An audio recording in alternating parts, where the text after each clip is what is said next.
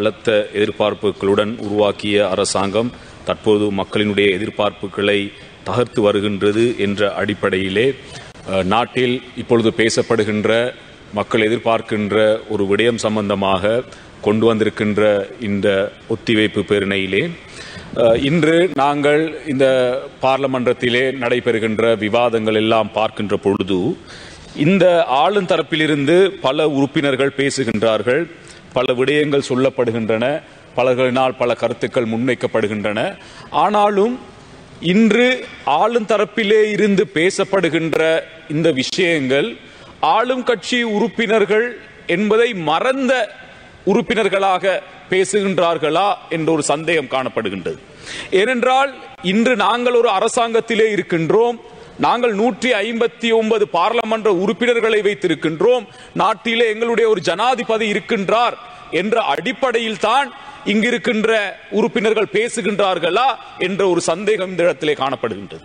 ஏனென்றால் இன்று ஒரு மாற்றம் வேண்டும், ஒரு மாற்றத்தை உருவாக்க வேண்டும் என்ற அடிப்படையிலே இந்த அரசாங்கம் உருவாக்கப்பட்டு இன்று இந்த பார்லமன்றத்திலே ஏதாவது ஒரு மாற்றம் உருவாக்கப்பட்டிருக்கின்றதா என்பதை நாங்கள் சிந்திக்க வேண்டும். இங்கு பேசப்படுகின்ற இந்த அமைச்சர்களாக இருந்தாலும் இங்கிருக்கின்ற அரச பார்லமன்ற உறுப்பினர்களாக இருந்தாலும் இவர்கள் சொல்லுகின்ற விடயங்கள் சென்ற அரசாங்கத்தை சாடுகின்ற விடயங்களாக காணப்படுகின்றன.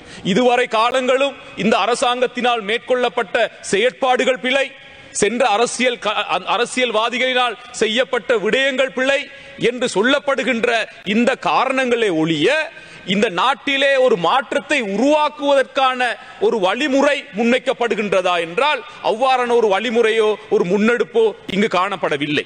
குறிப்பாக இன்று பழைய அரசாங்கத்தையும் அரசியல்வாதிகளையும் சாடுகின்றவர்கள் ஏன் சில வரலாற்றை மறந்தவர்களாக பேசுகின்றீர்கள் என்பதை நாங்கள் கேட்கின்றோம். சந்திரிகா அவர்கள் ஜனாதிபதியாக வருகின்ற பொழுது அந்த சந்திரிகாவினுடைய ஜனாதிபதி வருகையிலே உங்களுடைய கட்சியினுடைய முயற்சிகள் காணப்பட்டன. இங்கிருக்கின்ற ஜனாதிபதி அவர்கள், இங்கிருக்கின்ற அமைச்சர்கள், இங்கிருக்கின்ற சில பார்லமன்ற உறுப்பினர்கள் கூட அந்த நேரத்திலே அமைச்சு பதவியிலே இருந்தார்கள், அரசாங்கத்துடன் இருந்தார்கள். ஆகையால் அந்த நேரத்திலே அரசாங்கத்துடன் இருந்துவிட்டு அரசாங்க செயற்பாடுகளை முன்னெடுத்து விட்டு இப்பொழுது வந்து முழுமையாக இந்த பழைய அரசாங்கம், பழைய அரசியல்வாதிகள் தான் இந்த நாட்டுக்கு காரணம் என்பது எவ்வாறு ஏற்றுக்கொள்ள முடியும் என்பதை நாங்கள் கேட்கின்றோம். இன்று ஒரு விடயத்தை பார்க்க வேண்டும். இங்கிருக்கின்ற அமைச்சர்கள், இங்கிருக்கின்ற பார்லமன்ற உறுப்பினர்கள் இங்கு எதிர்க்கட்சியில் இருக்கின்ற பார்லமன்ற உறுப்பினர்களுக்கு கை நீட்டுகின்றார்கள். இவர்கள் ஊழல்வாதி என்கின்றார்கள், இவர்களுக்கு பகா கேஸ் இருக்கின்றது, இவர்களுக்கு குற்றச்சாட்டுகள் இருக்கின்றது, இவர்கள் பல குற்றங்களை புரிந்திருக்கின்றார்கள் என்று சொல்லுகின்ற இந்த அரசாங்க உறுப்பினர்கள் ஏன் அவர்களுக்கான ஒரு நடவடிக்கையை எடுக்க முடியவில்லை என்பதை நாங்கள் கேட்கின்றோம். இன்று யார் அரசாங்கம் என்பதை சிந்திக்க வேண்டும். இன்று 159 பாராளுமன்ற உறுப்பினர்கள் போதாதா? அல்லது வருகின்ற உள்ளூராட்சி மன்றத்திலே நகர சபை, பிரதேச சபைக்கான அதிகாரங்கள் உங்களுடைய கட்சிக்கு தேவைப்படுகின்றதா? அல்லது அது போதாமல் வருகின்ற மாகாண சபையினுடைய அதிகாரங்களும் உங்களுக்கு தேவையா என்பதை நாங்கள் விளங்கிக் கொள்ள வேண்டும்.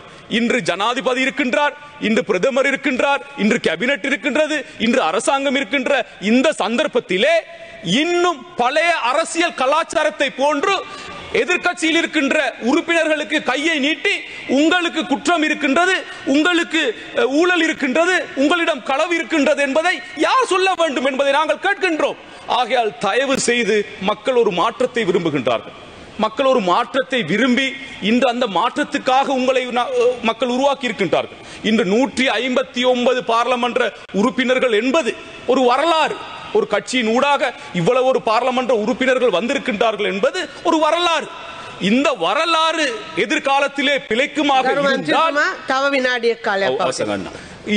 இந்த வரலாறு எதிர்காலத்திலே பிழைக்குமாக இருந்தால் எதிர்காலத்திலே இந்த நாட்டிலே அரசியல் பயணம் எவ்வாறு அமைய போகின்றது என்பதை நீங்கள் சிந்திக்க வேண்டும்.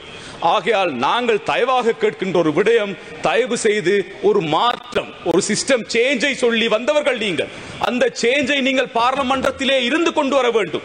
இன்று பழைய அரசியல்வாதிகளுக்கும் பழைய அரசாங்கத்தையும் திட்டுவதையும் அவர்களை குற்றம் சாட்டுவதையும் விடுத்துவிட்டு என்னென்ன புதிய விடயங்களை நீங்கள் அமுல்படுத்த போகின்றீர்கள், எவ்வாறான ஒரு மாற்றத்தை நீங்கள் கொண்டு வர போகின்றீர்கள் என்பதை தெளிவுபடுத்துங்கள்.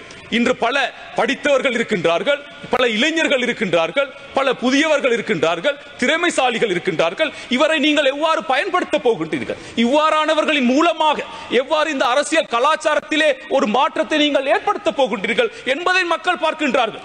இன்று எத்தனையோ எங்களுடைய பக்கத்திலே இருந்த மூத்த அரசியல்வாதிகள் இன்று இந்த பாராளுமன்றத்துக்கு வர முடியாமல் போனதுக்குரிய காரணம் நீங்கள். ஆகையால் அந்த மக்களுடைய எதிர்பார்ப்பை சரியாக செய்ய வேண்டும் என்பதுதான் எங்களுடைய ஒரு எதிர்பார்ப்பாக காணப்படுகின்றது. நாங்கள் சொல்லவில்லை நீங்கள் 50 நாளிலே முடிக்க வேண்டும், 100 நாளிலே முடிக்க வேண்டும் என்பதை நாங்கள் சொல்லவில்லை.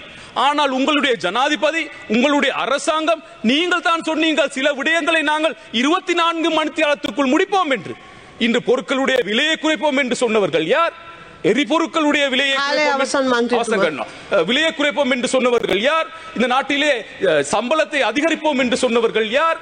பல மாற்றத்தின் மூலமாக இந்த நாட்டை ஒரு சரியான பாதைக்கு இட்டு செல்வோம் என்று சொன்னவர்கள் யார்? இன்று இவ்வாறு சொல்லிவிட்டு இன்னும் நீங்கள் எதிர்க்கட்சியிலே இருக்கின்ற இன்னும் பழைய அரசியல் வரலாற்றுகளை எடுத்து இன்னும் அவர்களை குற்றம் சாட்டுகின்ற அரசியலை தயவு செய்து விடுத்துவிட்டு மக்கள் எதிர்பார்க்கின்ற ஒரு நேர்மையான, தூய்மையான, ஒரு நியாயமான ஒரு அரசியல் பயணத்தை நீங்கள் செய்து காட்ட வேண்டும் என்பதுதான் இன்று மக்களுடைய எதிர்பார்ப்பு. செய்திகளை உடனுக்குடன் தெரிந்து கொள்ள உடனே சப்ஸ்கிரைப் பண்ணுங்க.